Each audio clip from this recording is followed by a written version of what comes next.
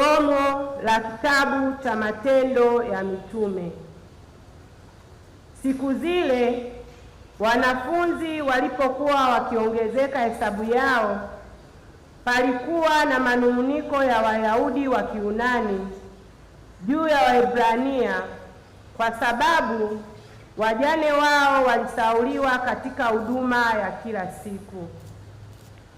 Wale thenashara wakawaita jamii ya wanafunzi, wakasema, haipendezi sisi kuliacha neno la Mungu na kuhudumu mezani.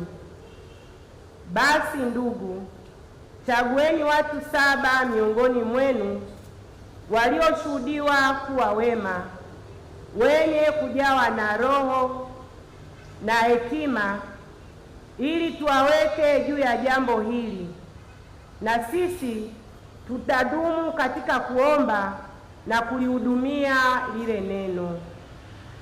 Neno hili likapendeza machoni pa mkutano wote, wakamchagua Stefano, mtu aliyejaa imani na Roho Mtakatifu, na Filipo na Prokoro na Nikanori na Timoni na Parmena na Nikolao mwongofu wa Antiokia, ambao wakaweka mbele ya mitume, na walipokwisha kuomba wakaweka mikono yao juu yao.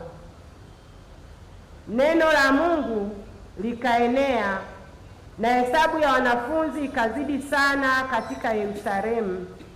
Jamii kubwa ya makuhani wakaitii ile imani. Neno la Bwana.